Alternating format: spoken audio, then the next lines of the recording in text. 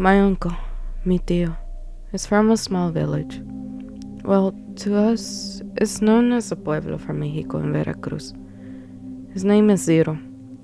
He's always been super sweet, funny, and humble with me.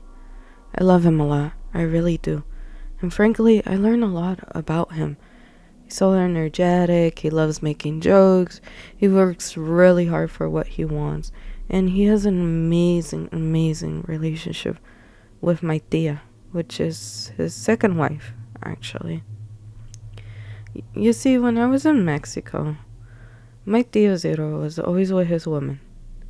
He never left her alone, and even if he did, he makes sure to call every moment that he could, of course. Sometimes he will ask her to leave the door open when he was gone, or she will tell me that, oh, he can't stand being apart from her for the longest. And I just really thought that was normal, right? Well, he actually had pretty bad attachment issues, and I was always curious why. Because if you can't tell, in Mexico, well, in my pueblo, it's not so common for a man to be so, lovey-dovey. I mean, it's a man. Men are men. They're tough. They always make sure that their wives are good, but they don't constantly check up on them because they don't want to look too attached. However, my tío had no problem with that issue. So one day, out of curiosity, I asked my tia, on who is my auntie, why was he so clingy and attached to his wife? She looked at me and said, oh, right, you don't know what happened with his first wife, do you? She responded. No, I didn't even know he was married, I responded back.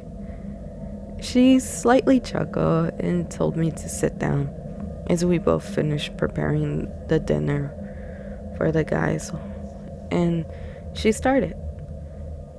You see, Zero was married at a young age, and with a girl who was 3 years younger, perhaps say maybe 2 years younger. Regardless, she was 18 or 17, and he was 23 to 24. But her father led her off to Zero because they both loved each other, and he was madly in love with her, and he asked for her hand in marriage. And it worked out, of course. He was very lovable with her. He was sweet, always made sure she was okay. But he didn't want any kids at that time since she was still young, so he made sure she was very happy. I thought that was super sweet when she said that. And I was like, so what happened? She looked at me and then she looked away. You see, apparently his ex-wife wasn't really that great as we thought, or I don't know, honestly. One day, he was about to come home. However, the wife, before he could come home, apparently brought an Ouija board into their household. The people said they heard her screaming and crying. I froze and I was like, an Ouija board? I never heard of that, only in like movies and stuff. So hearing this personally from my tia was kind of like unsettling. And I asked why. She answered, well, apparently she was also very, not in a good state of mind, we can say. She wasn't the best in her mental health state, and she was really, really just out of it. So I guess in a way she was also trying to reconnect with very bad things, such as an Ouija board. Apparently she was also doing witchcraft, but that's just the Pueblo talking, hija, she told me. Anyways, she might have saw something that day or might have heard something. We don't really know. However, before your tío Zoro came back, she threw away the Ouija board and got rid of it and burned it. Or that's what they said, perhaps. She didn't do that. We don't really know. I wasn't there that day.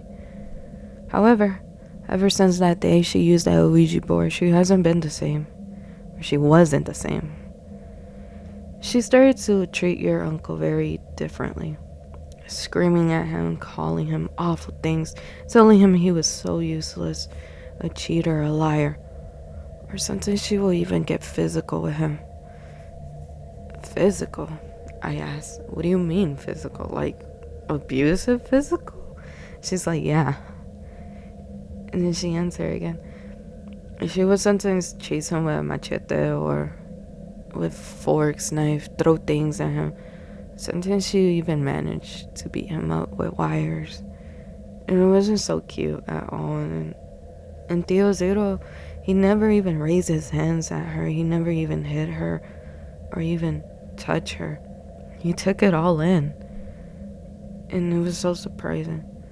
Sometimes we will see those bruises and cuts or even these fresh scars. He'll go to the house of his dad and he'll ask what happened. And he'll never say it was his wife, even though we all knew it was. One day, I guess she got fed up with him. And so the next thing that happened to your Tio Zero was one day he was coming back from work. And all of a sudden he was stopped by cars. And we didn't know who it was till he told us. And it was these fake cops. These people who were dressed up as cops. And we already knew what they thought he was doing. You see, in our pueblo, if you make a lot of money, there are people who will come and look you down and be like, you make a lot of money, so I'm gonna go take that negotiation and ask you to pay me half of what you make and everything and threaten you. And that's exactly what happened to my Tio Zero.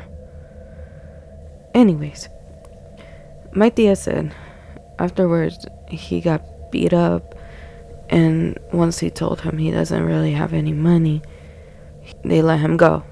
And they realized he was just a farm person. Doesn't really make much.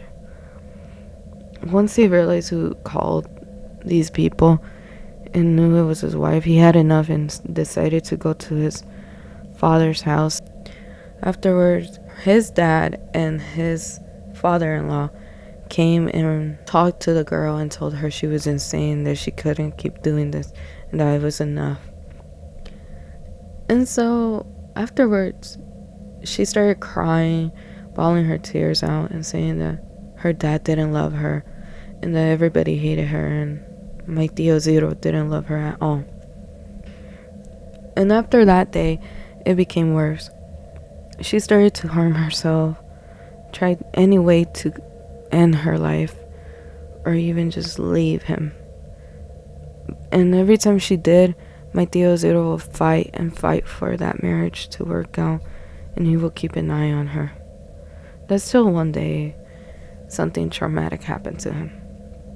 My tia then said one day he left her at his mother's house and he decided to go to work and he'll come back.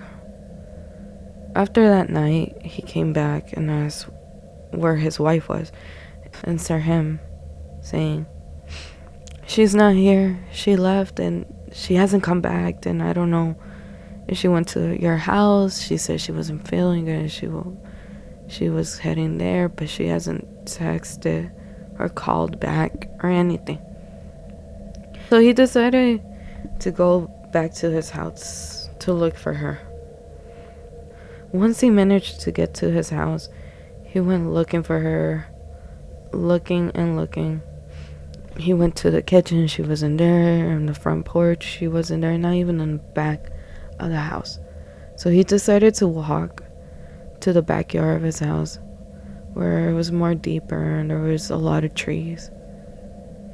He kept swarming and swarming, panicking, until he finally made it to a tree. And at that moment, my Tio Zero fell down and looked at the tree, and he screamed. He started crying hysterically. That's what my tia said. he found his wife hanging, and she was gone.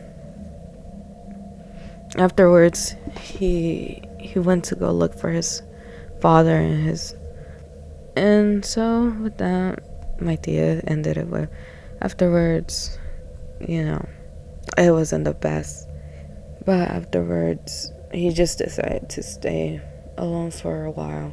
And I was like, how long? Because as I can see, he's happily married right now. My tia smiled, and she was like, well, alone for like 20 years or so, 10 years. Sorry, 10 years, sweetie, she said. And then she answered with, I don't know how he met her. We don't really know. However, he seems happy. He seems fine. He just has to deal with a lot of trauma. I softly smiled and thought about it. And I could never really picture that trauma on him. He's always so happy. He's always so outgoing and just honestly different. I guess that's why he treats me different too and accepted my relationship with my boyfriend in Nicaragua. Because he just understands how much an attachment can be. And when you love somebody, you really just don't want to give up on them. Even if it means like it's difficult. But who could have guessed that he went through all that and he still manages to be okay? Well, a little update for you guys, if it really matters. He has his own house now. He's really happy. And not only that, he had his first kid after so many attempts with his new wife. And honestly, he's the most happiest he could ever be in this world. With that being said, that was a little story of my part, and I hope you guys enjoy that. I was a transporter in a hospital. About 2 years ago, we moved from an old city hospital into a new state-of-art facility. The old hospital was built in the 1930s and was showing its age at night and was just plain old creepy. Each floor had an east and west wing. The east wing of the fourth floor was the first wing to be shut down about 2 weeks before the move. One night around 9:30 p.m., up on the floor to get to a patient from the west wing, I see a small group of nurses and aides who all used to work up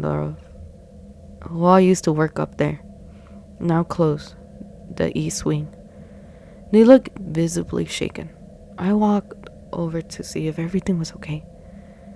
They told me they decided to walk through their old wing for old good time's sakes. When they were over there, the phone at the nurse station started ringing. The computers and phone had not yet been removed. Not sure what to do, one of the nurses reached over the counter and answered the phone. The nurse answered the phone very, very, very weird. She sounded confused. This is a conversation as best as I can remember. Hello? This is blank. How can I help you? Asked the nurse. Hello? Who is this? This is blank. I'm a nurse. Is there anything I can help you with? Where am I? This is the blank. Are you a patient here? Oh, okay. Then the line went dead. That's when the nurse finally looked at the screen on the phone to see where the call was coming from. The phone gave the room number directly next to the nurse station. The rooms by this point have all been cleared out, and the phones were removed. They could see directly into the room and see there was nobody in there. That's when they bolted towards the west wing, where I was getting off the elevator. I avoided that wing for the rest of my time there. Who knew what it was, but frankly, it was just straight out creepy.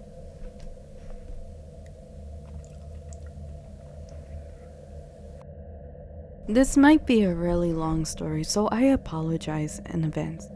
So I'm a 21-year-old male college student, and I go to a school that isn't this huge, but is still fairly large. About 20,000 students or so. Anyways, my freshman year, 2.5 years ago, I went to my orientation being the kind of intimidating but socially awkward 6'3" male. I kind of sat in the back of the auditorium and kept to myself. About halfway through, this decently attractive blonde girl sits next to me and lays on the armrest closest to me. She was pretty good looking, so I just ignored it. Then she started staring, and I asked her if she needed anything, and all she said was, no, and started smiling at me. For the next half hour, she stared at me, and I don't think she paid much attention to the presentation at all. Just my face.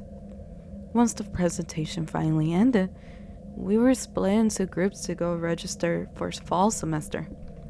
Thankfully, the creepy staring girl was put into a different group because she had declared a different major than me on the other side of the campus, since each of the colleges at my school register in different buildings. I thought this was the last time I would see her and her creepy staring, but boy was I wrong. I finished registering for my classes and went to meet my mom so we could drive home.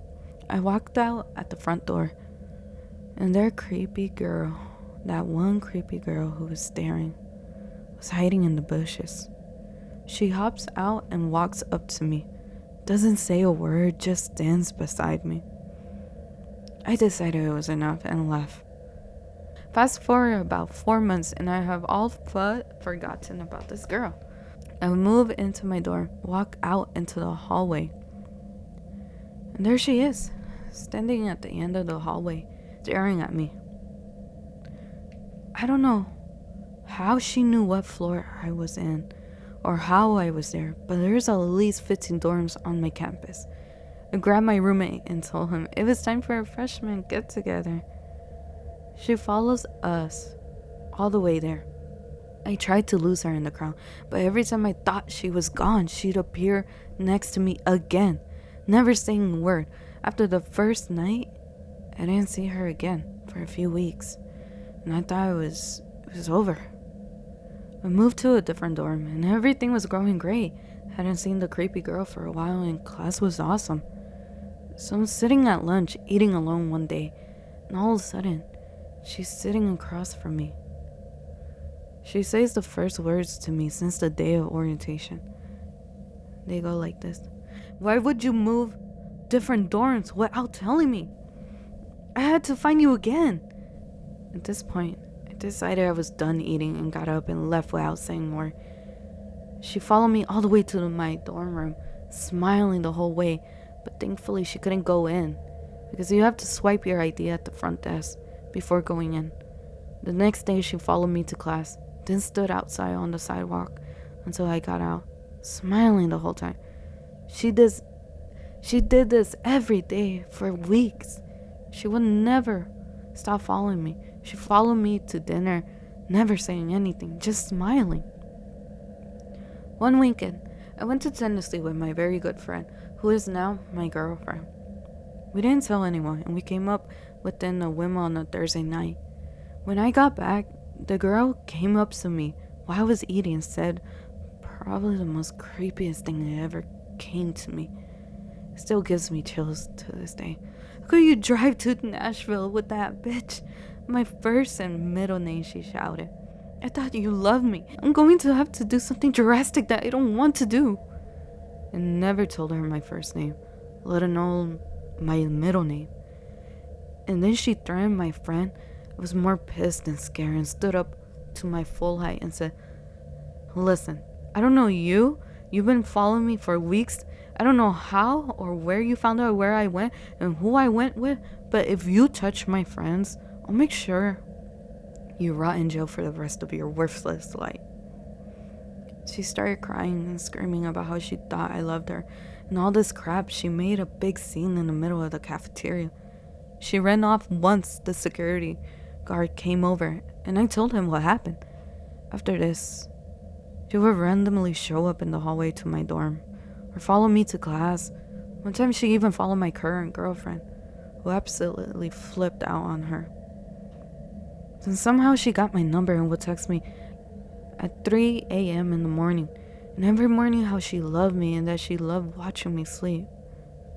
Which was weird because I lived on the 16th floor of the dorm room. This continued for about 5 or 6 more months.